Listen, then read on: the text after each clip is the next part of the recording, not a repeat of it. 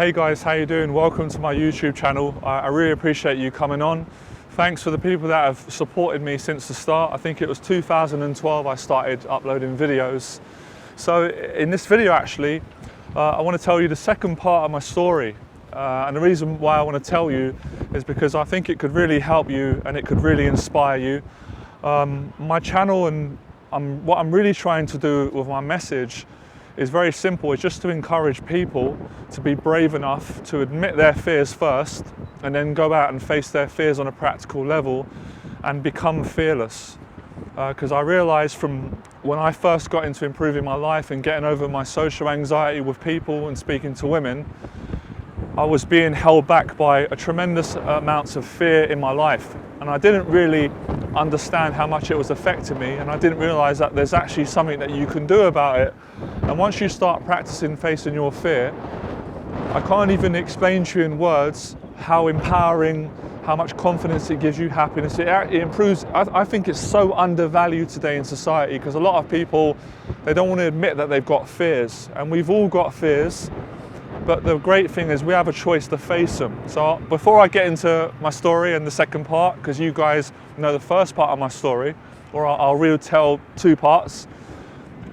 So the first part of my story, if you first come onto my YouTube channel, suffered with social anxiety disorder, was very shy at school. I got bullied at school. I didn't really get an education at school. I left school, I didn't get any GCSEs. Did a lot of demenial jobs where I didn't enjoy them. They were lower paid jobs. I didn't enjoy the jobs. Suffered with depression on and off all throughout my life. I had a happy childhood at the same time, but I battled what I would say privately with this social anxiety and depression. And I didn't know that other people suffered with it. It made me really just made me down all the time, and I was really scared of connecting with people, and especially with women. So I got to a place in my life at 25 where I started to have suicidal thoughts. That's when I started to feel something's not right in my life. I was quite afraid to ask for help. I was sort of brought up with the values, you know, be strong as a man. You don't really ask for help. You don't really tell people about your business unless it's close family and friends. I didn't really want to worry my mum and dad. I didn't want to ask for a counsellor. I was sort of very sort of wary of doctors and counsellors, and I just thought I'll just push it away and it will go, and it never did. The anxiety, depression never went away, it got worse. And I started to realise I got to sort this out. So the first area that was crippling me, it was killing me, it was destroying me inside, was women. I was wondering, why am I 21 years of age? I've got no girlfriend. I'm not the worst-looking guy. You know, I've kind of made friends quite easily growing up, had close friends. And why is it that even though my parents are saying, you know, I'm a nice guy, I'll meet a girl soon, nothing was happening for me. I tried nightclubs, never had any luck with that. Tried online dating, didn't work for me.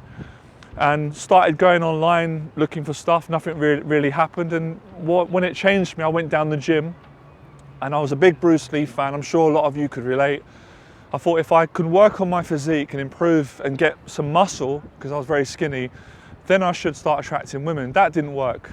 But I met a guy down the gym who ended up talking to me randomly. I didn't really understand if he was being friendly or not, and it turned out to be a really decent guy.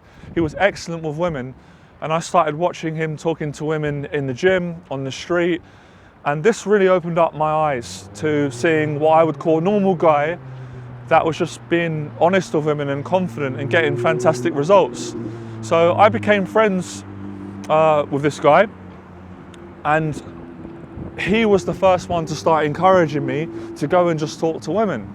And I realized that a lot of the fears I had were just negative thoughts, things that happened to me at school, being bullied. You know, I took on these negative beliefs, and I didn't ever try and challenge them. I just thought that's just how I am. If a woman doesn't come up to me, and when I started to approach women, I really started to feel, I can't believe it. I feel like a different person. I'm actually doing better than I thought. Women are actually, they're actually quite friendly. I'm getting good reactions.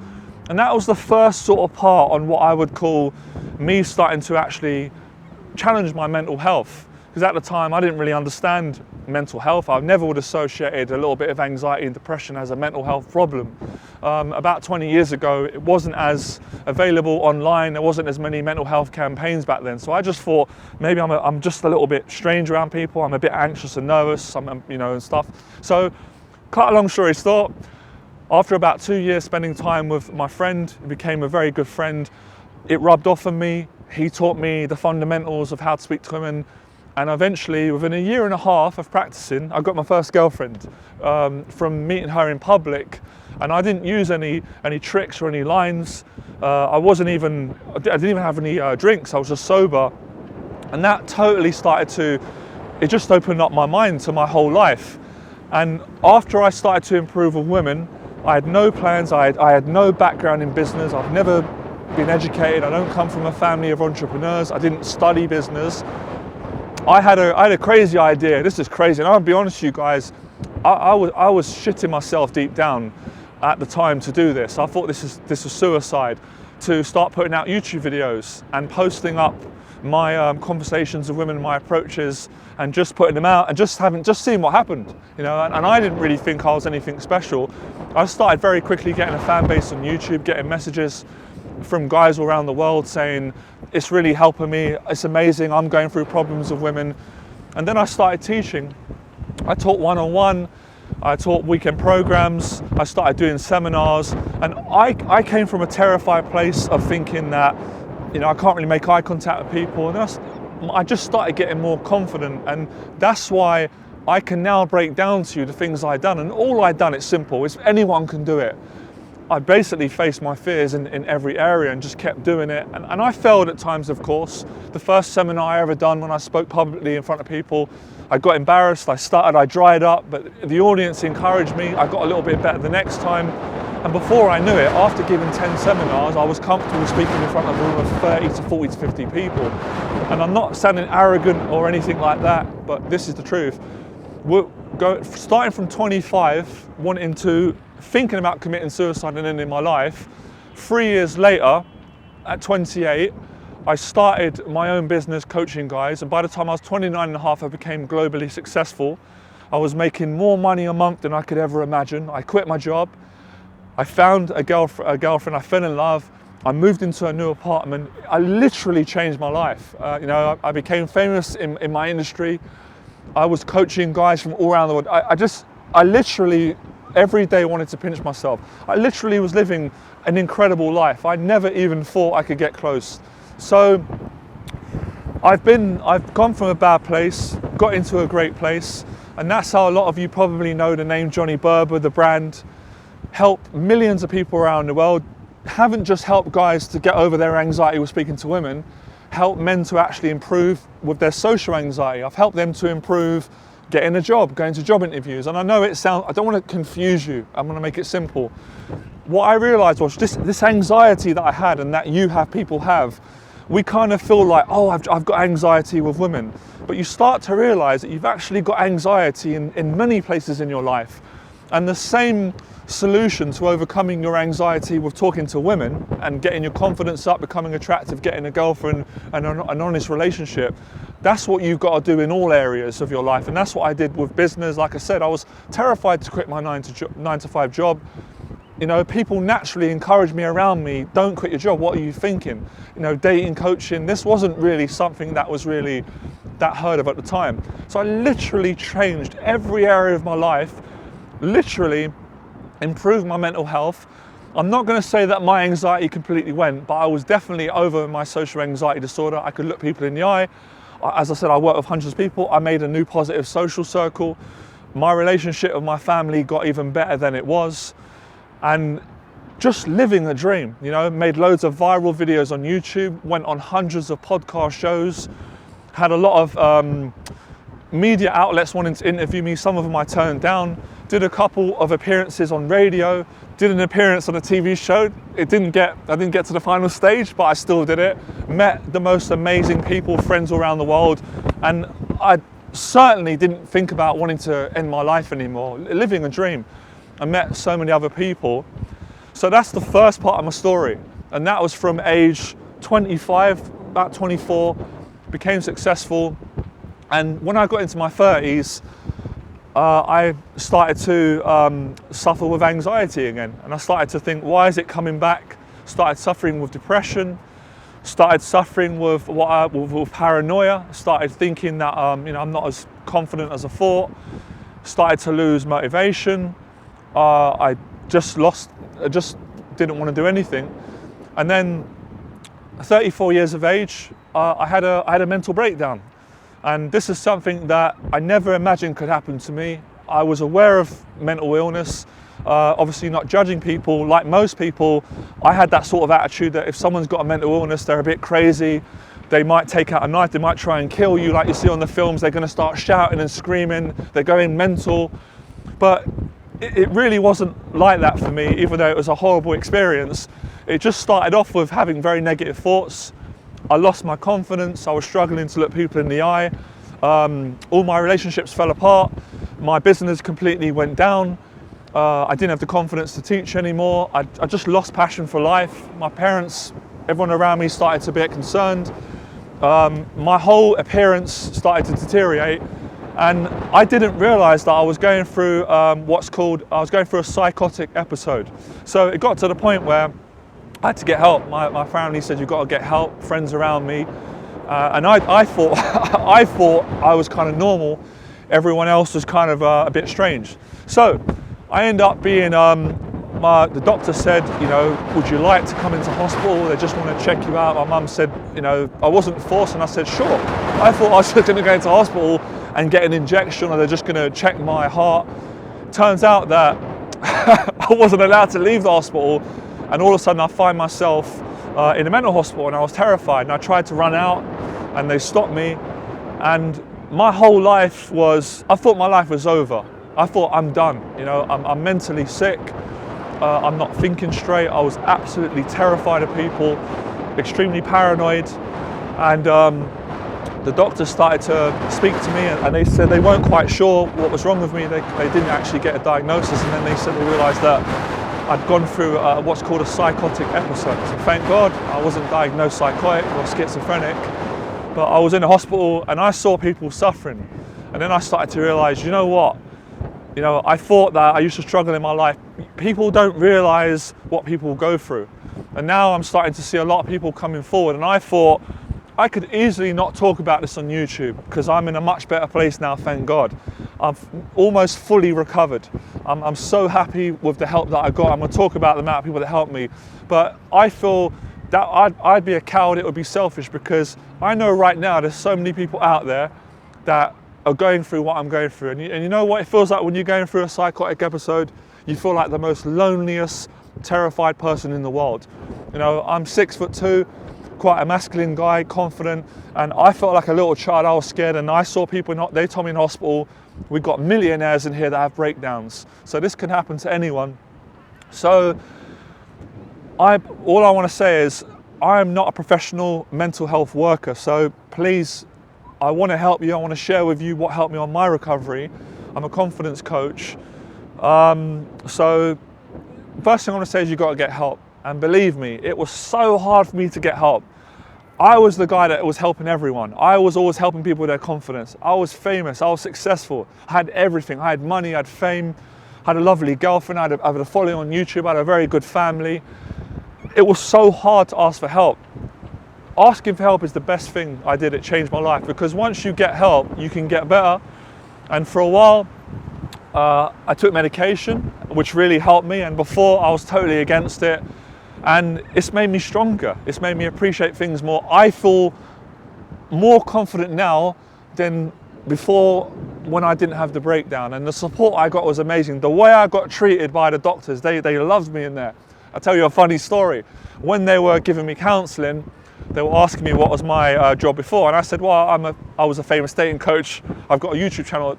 They didn't believe me, because obviously when you're not well, you say a lot of things that are not true because you're a little bit delusional. So what the doctors were like, really? I was like, when they checked me out, they were like, oh God, this guy's telling the truth. He really is.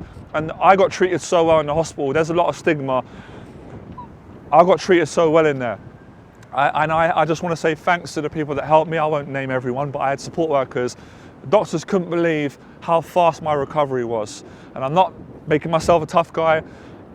I will not quit. I've been to hell and back, and that's why I'm coming back. Going to continue with what I was doing, helping guys with their dating and relationship confidence, but I want to encourage people. I want to get the message out, and I can't solve every person's mental health problem, but if this can help one person or 10 people, it would really make me feel good. And I'm just so blessed to have got my mental health back, to got my confidence back, and it's been hard. It has been hard. It took me about 2 years to recover. So if you're going through it, don't lose hope, because when you get help, you can get better. And I saw a lot of people in hospital that got better, and I've seen people obviously just that weren't friends that actually haven't got help, and they some people deteriorate, and that's heartbreaking. And I've seen it. Trust me, when you see what people go through mentally, women, men, old, young, mental health doesn't care for if you're a millionaire, if you're poor, rich, and it is a silent killer. And for many years, when I was going through my troubles, I wouldn't speak about it, and that's how it gets worse. It only gets better when you speak about it. I'm not ashamed. I'm not ashamed. I used to before. I'm not embarrassed. Look, if people are gonna judge me for it, that's their problem. That's just nasty. But I want to get this out, and I want to help people. And this is not for promotional reasons. I'm not trying to make money out of this. That's for my separate stuff. So, you know, I'm kind of glad I went for it. It made me a stronger person. So, number one, this is what you got to do. You got to get help. You got to get as much support from your family. I would say listen to the doctors and the people around you. If they encourage you to take medication for a while to get you back on your feet, take it.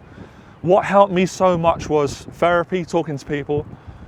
One thing I'm going to say as well, and this is tough love. You have to want to get better. You have to be accountable. You can't just give up. So I really wanted to get better. I started to exercise. I got into the boxing gym. That's why I started putting out a lot of boxing videos. Boxing fitness massively improves your mental health and facing your fears, you know, and just, you know, looking after yourself. And if I didn't go through that, I wouldn't have got fitter in the gym. I wouldn't have got a better diet. You know, it's made me fearless, because now I'm thinking, you know, like once you go through that, what, talking to a girl is scary? No, not really. You know, getting criticized on YouTube, making a video, it's nothing. It gives you so much confidence and courage. And you know, I just want to say as well, if it wasn't for Tyson Fury coming out and talking about his mental health struggle and seeing the way that he recovered, it wouldn't have probably gave me the courage to come forward, because if he can go through it and it can happen to the heavyweight champion, then there's no shame in me coming forward. And many other people have come forward, and we need to talk about this more. We do. I know there's a lot of people talking about it, but you know, there's so many people that are losing their life to a silent killer because men are too afraid to come forward in case they're judged. But we've got to get past this. It's killing people, and it was really troubling me for many years of my life. So that's my story, and I've had the strength to come back from it. Like I said, the doctors couldn't believe how quick I recovered, because I took all the necessary steps: counselling, medication, getting back in the gym, getting my diet right, getting support from my family, you know. And you know, I'm not bragging. After I come out of hospital a few weeks, I was back dating again, because when I was going through it, my mind was saying a girl would never date me. You know, I'm not going to be able to have friends again. People are going to think, oh, he's crazy. But good people don't think that. And obviously, you can get better. But if you don't look after yourself, then you'll deteriorate. And you know, and I've been watching documentaries. Psychosis and episodes are very common. Stress can do it. The doctors didn't fully know what the cause was. Stress, if you know, get stressed out, if you have a break up in a relationship, you know, obviously a death in the family, like this can happen to anyone. And like I said, I never thought this could happen to me. Like when I was going through it, I was like, this can't be me, this can't be real. It's like being in a movie. 1 minute, I'm on top of the world, you know, confident, successful, and then next minute, I'm in a mental hospital, sleeping, getting up. But they treated me well in there. I met friends in there. And I just want to say thanks to the hospital that I was in, the Gordon Hospital, because these people saved my life. Because if I didn't get the help, I could have ended up to a point where there could have been no return. So it's gruesome, but like I've always said, I tell the truth, I speak my mind, I encourage people to face their fears. And what I would say to you today is, you might not have a mental health problem, But what are you keeping inside of you that you're too afraid to get out? Because people have got dreams that they don't speak about. So you're losing out on a job interview and getting a good job. Most guys spend their whole life never saying to a girl, do you know what, you're nice, would you come out of me? It's just facing the fear. And everyone goes through struggles. Most people don't talk about it, or when they do talk about it, their life changes. So one thing I want to say, I don't need any sympathy. I really don't. I'm in a great place, even though I appreciate the support. I'm doing this because I had so much help, and it's my way of giving back to the mental health, whatever you want to call it. It's all over the world. And even before I had the breakdown, I've got messages from all around the world. And like I said, I'm not going to let mental health beat me. I'm bigger than mental health. Mental health, just because you've got a mental illness doesn't mean you can't be successful.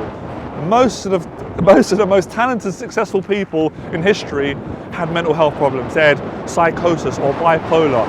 Nothing to be ashamed of. It's nothing to be ashamed of. It's not like, you know, getting headache and complaining. It's an illness. So social anxiety is a mental health problem, depression, but you can overcome it.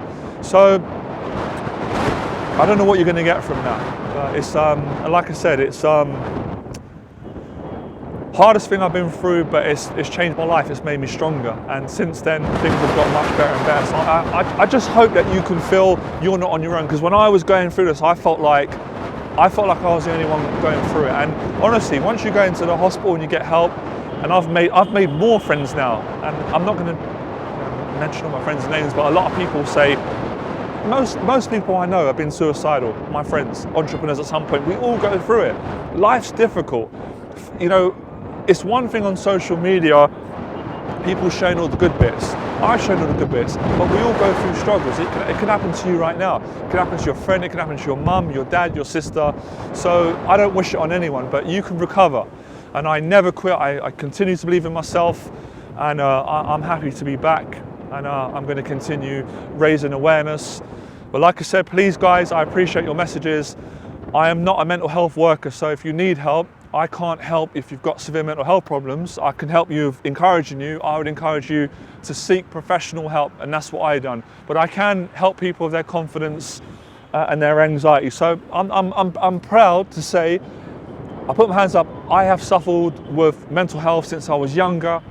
I just didn't know about it, and it just happened to get out of hand when things got stressful for me. So thank God I don't have a diagnosis. It was an episode.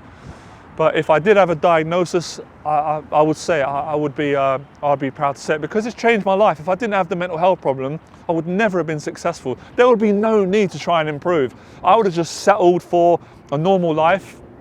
I would never have met all you guys. Never would have dated lovely women that I've dated. I wouldn't have been able to make money. It has changed me, and it's gave me a passion, a will to win, and yeah, I don't know. So that's the story, and I hope it helps you guys. And I'm making a comeback. I took some time out, I had to recover, get myself well. That's why I wasn't very consistent with the videos, but I will be back, all right? So become fearless.